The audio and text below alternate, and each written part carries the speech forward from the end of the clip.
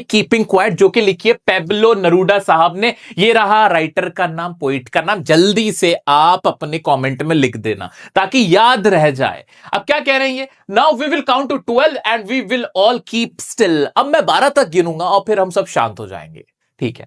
For once on the face of the earth let's not speak in any language. आओ चलो हम सब unite हो जाते हैं। Let's not speak in any language, we will speak the language of silence. कौन सी language बोलेंगे हम? साइलेंस की लैंग्वेज, शांति की लैंग्वेज बोलेंगे। Let's stop for 1 second, we will stop for 1 second. हम 1 सेकेंड के लिए रुकते हैं। And not move our arms so much, और अपने हाथ बहुत ज्यादा नहीं हिलाएंगे। हाथ हिलाने का मतलब, मूव करने का मतलब है हम आर्ग्यू नहीं करेंगे, हम फाइट नहीं करेंगे, हम बिल्कुल क्या हो जाएंगे, यूनाइट हो जाएंगे यूनिटी के साथ। अक्रॉस द नेशन, जितने भी नेशन है पूरी दुनिया है, वहां सब लोग साइलेंस की लैंग्वेज बोलेंगे। उससे क्या होगा? It would be an exotic moment. अब एग्जाम में मेरा बच्चा क्वेश्चन पूछता है कि एक्सोटिक मोमेंट का मतलब क्या है, कि एक स्ट्रेंज मोमेंट होगा, एक अजीब सा मोमेंट होगा, जहां पे क्या होगा, विदाउट रश, जहां कोई जल्दी नहीं होगी, विदाउट इंजन। इंजन का मतलब है ना कोई ट्रक होगा, ना ट्रैफिक होगा, ना कोई ट्रांसपोर्टेशन होगा, सब कुछ शांत रहेगा कुछ टाइम के लिए। We would all be together, और हम सब क्या हो जाएंगे, टुगेदर हो जाएंगे, यूनाइटेड हो जाएंगे इन अ सडन स्ट्रेंजनेस। कौन सी स्ट्रेंजनेस में? एक अजीब सी चीज के अंदर, जो साइलेंस की दुनिया है उसके अंदर हम सब एक हो जाएंगे। और हम जितना भी लड़ाई लड़ रहे थे, जितने भी हम फाइट कर रहे थे, जितना भी हम वायलेंस फैला रहे थे, वो सब कुछ रुक जाएगा। उसके बाद क्या कहते हैं पेब्लो नरूडा साहब?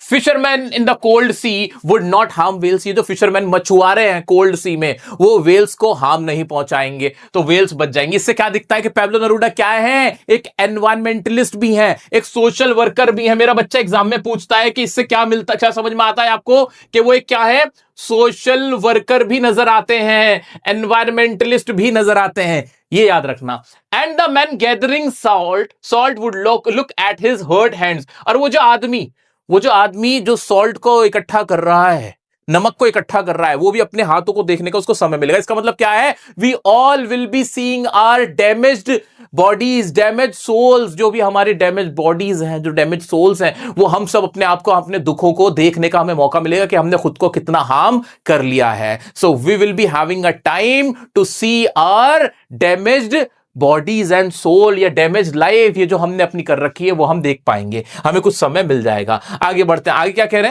हैं? आगे कह रहे हैं, those who prepare green wars with gas, wars with fire, victory with no survivors. वो लोग, वो जो लड़ाइयां लड़ रहे हैं, युद्ध लड़ रहे हैं, कोई आग से युद्ध लड़ रहा है, कोई गैस से युद्ध लड़ रहा है, लोगों को मार रहे हैं, करोड़ों लोग को मारा जा रहा है, उससे क्या हो रहा है, विक्ट्री विद नो सर्वाइवर, जिसमें किसी की जीत भी नहीं होती। विक्ट्री विद नो सर्वाइवर का मतलब कि असल में जो हारती है वो क्या होती है, ह्यूमैनिटी। अल्टीमेटली ह्यूमैनिटी बीट होती है, ह्यूमैनिटी की हार होती है, डिफीट होती है, ठीक है, उसमें किसी की भी देश की जीत नहीं होती। Would put on clean clothes and walk about with their brothers. तो क्या करेंगे जो लोग लड़ रहे हैं, जो सैनिक लड़ रहे हैं, एक दूसरे देश से लड़ाइयां हो रही हैं, उनको भी एक मौका मिलेगा कि वो क्या करेंगे, पुट ऑन न्यू क्लोथ्स, या क्लीन क्लोथ्स का मतलब कि एक न्यू बिगिनिंग वो भी शुरू करेंगे, एक नई शुरुआत करेंगे, clean clothes. And walk with about with their brother. Brothers किसको बोल रहे हैं? जो ह्यूमन बींग्स हैं, आपस में हम ह्यूमन बींग सारे क्या हैं, ब्रदर्स हैं। तो ये जो जंग लड़ रहे हैं ना लोग, बड़ी बड़ी वॉर कर रहे हैं, तो वो भी रुक जाएंगे कुछ देर के लिए भाई, और वो भी कहेंगे कि यार हम सब क्या है, हम भाई हैं, और एक साथ चलेंगे। फिर क्या होगा, in the shade doing nothing, वहां बैठ के आराम से शांति से आनंद लेंगे इस साइलेंस का, मजा लेंगे इस साइलेंस का। तो अगर हम थोड़ी देर के लिए सब शांत हो जाएंगे तो क्या क्या हो रहा है देख पा रहे हो तुम, कि लड़ाइयां रुक गई, वेल मछली को जो मार रहा था मछुआरा वो रुक गया, लोगों के जो दुख थे अपने अंदर, जिन्होंने अपने आप को बहुत नुकसान पहुंचाया हुआ था, वो देख पाएंगे कि भाई हमने कितना अपने आप को नुकसान पहुंचा लिया है। सब कुछ शांत हो जाएगा, कोई शोर शराबा नहीं, कोई भी जो शोरगुल दिमाग को परेशान करता है वो सब कुछ खत्म हो जाएगा। फिर क्या होगा, what I want should not be confused with total inactivity.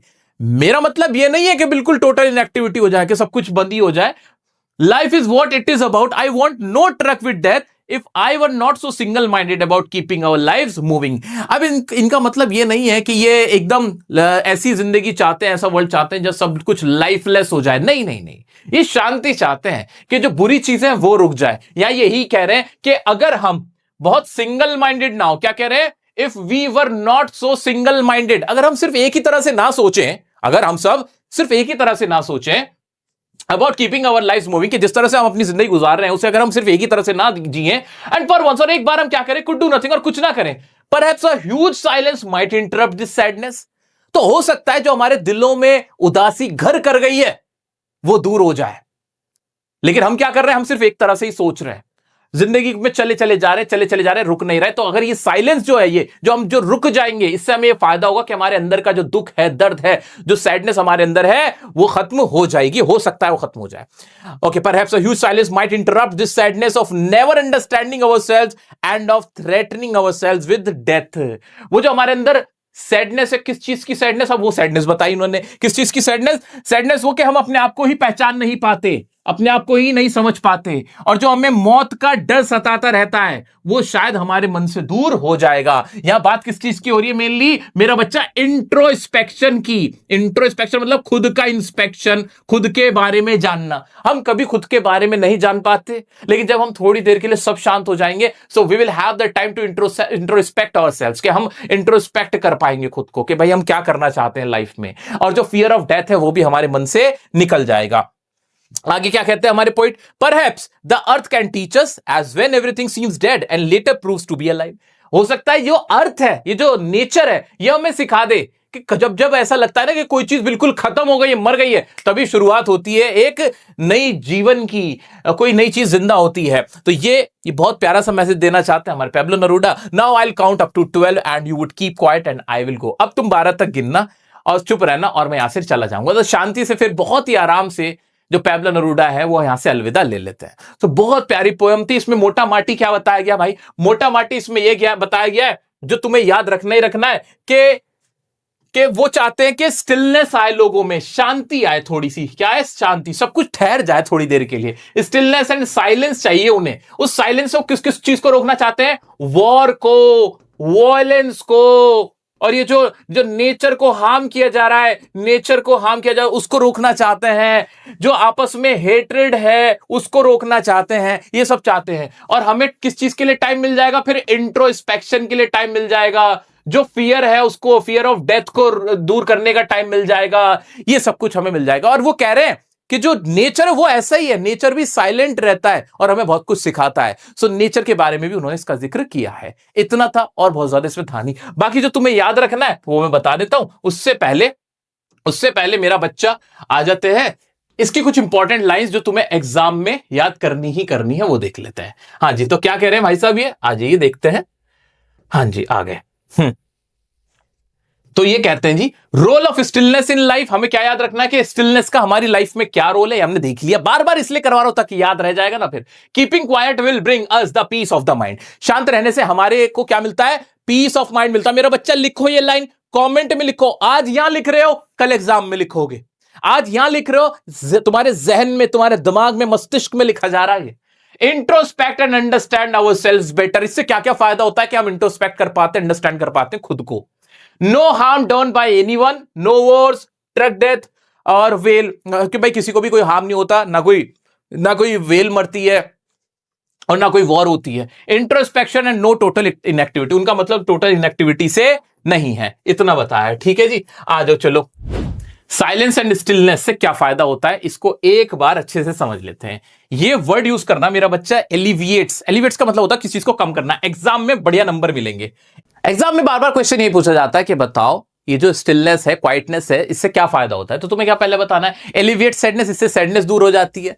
दूसरा, ये थेरेप्यूटिक है, एक तरह की थेरेपी होती है। गिफ्ट ऑफ इनसाइट, इनसाइट मतलब अपने बारे में जानना, अपने स्टेट्स के हम कैसे हैं। एनालिसिस, सेल्फ एनालिसिस हो जाता है। इंट्रोस्पेक्शन हो जाएगा। Better and peaceful world, world कैसा हो जाएगा, बेटर हो जाएगा, पीसफुल हो जाएगा। सो ये अपने वर्ड्स में थोड़ा भी बना के लिखोगे हो जाएगा। आंसर बनाना कैसे, मैंने तुम्हारे लिए टॉनिक सीरीज बना रखी है, ये जरूर देखना मेरा बच्चा। How to write your own answer, ये वीडियोस, ये 3-4 वीडियोस ही हैं, इससे तुम्हें आंसर लिखने का तरीका आ जाएगा। इसके पोएटिक डिवाइस देख लेते हैं।